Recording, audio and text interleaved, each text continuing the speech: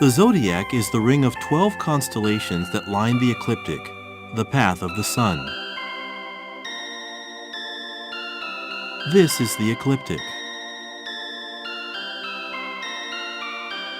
Since before the Common Era, the constellations on the ecliptic have been viewed as special.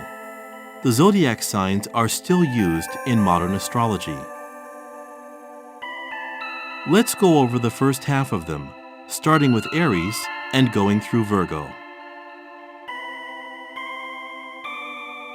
The first of the zodiac constellations is Aries.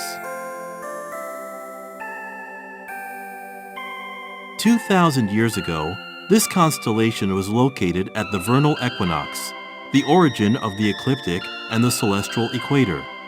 For this reason, it is considered the first of the zodiac signs.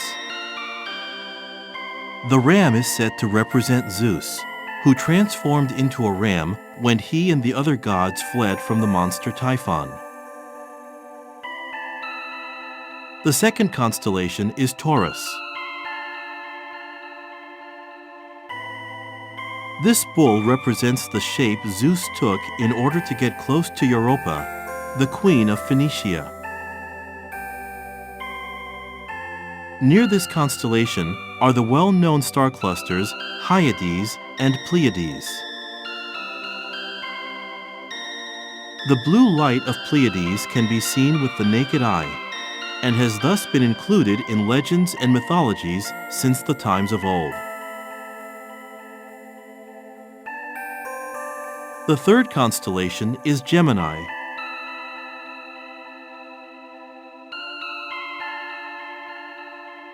Gemini represents Castor and Pollux, the twin sons of Zeus. The Alpha, Castor, and Beta, Pollux stars were depicted as twins outside of Greek mythology in other countries around the world as well.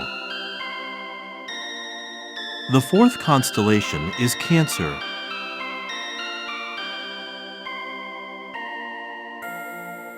Cancer represents the monster crab Hera sent to kill Heracles as he battled the Hydra. The beehive cluster, Praecipe, at its center can be seen with the naked eye and has been known for a long time since before the Common Era. Praecipe means manger in Latin. Previously, Cancer had been seen as a manger from which two donkeys are eating. The fifth constellation is Leo.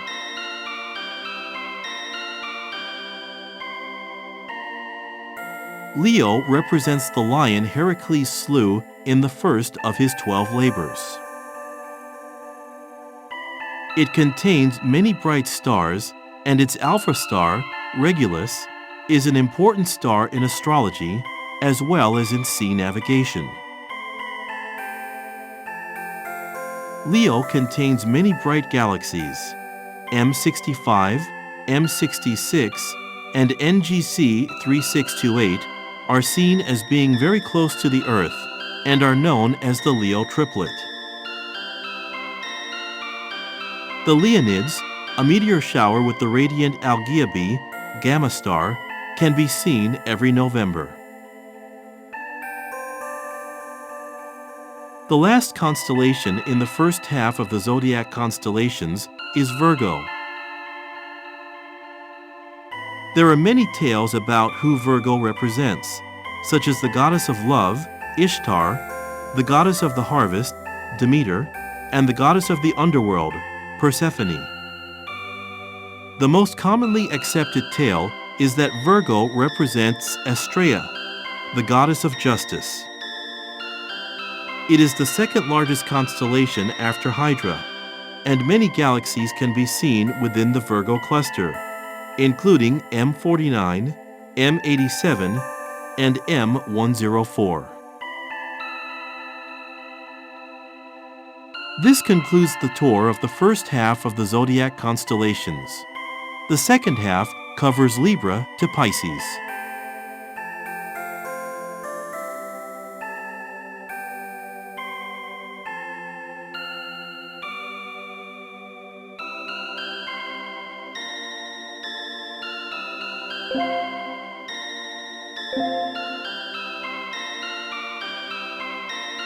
The zodiac is the ring of 12 constellations that line the ecliptic, the path of the sun. This is the ecliptic. Since before the Common Era, the constellations on the ecliptic have been viewed as special. The zodiac signs are still used in modern astrology. Let's go over the second half of them, starting with Libra and going through Pisces. The seventh constellation is Libra.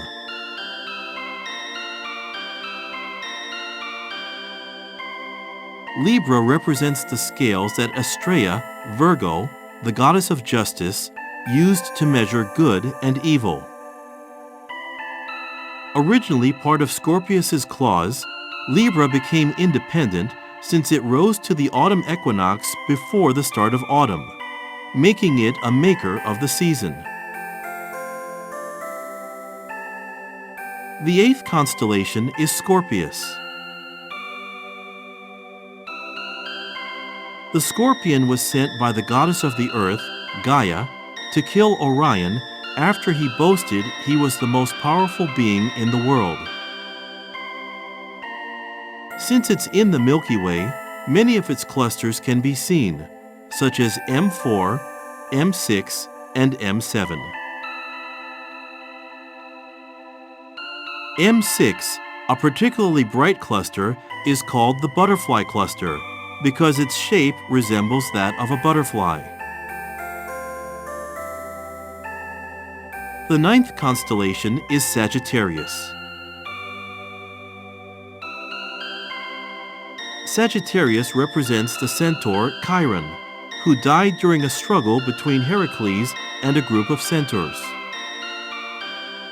The alignment of its eastern stars is known in the east as the Southern Dipper, and in the west as the Milk Dipper or Teapot. Since Sagittarius is facing the center of the galaxy, many well-known celestial objects can be seen, including the Lagoon Nebula, M8, the Omega Nebula, M17, the Trifid Nebula, M20, the Sagittarius Globular Cluster, M22, and the Sagittarius Star Cloud, M24.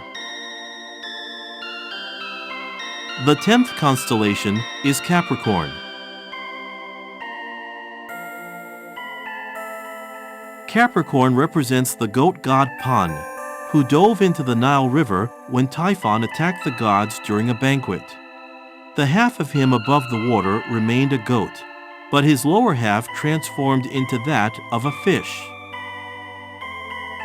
This constellation was established in the 6th to 7th century BC, when it was positioned at the winter solstice. In English, the winter solstice is also known as the first point of Capricorn.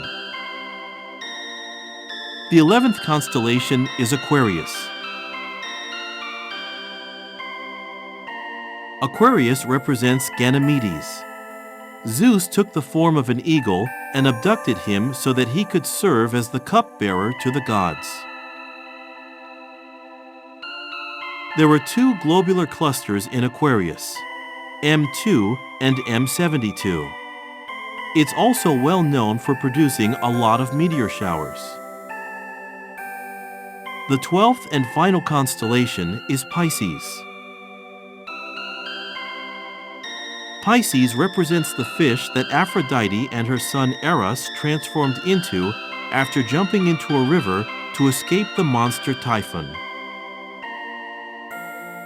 2,000 years ago, the vernal equinox was in Aries, but is now located in Pisces due to precession.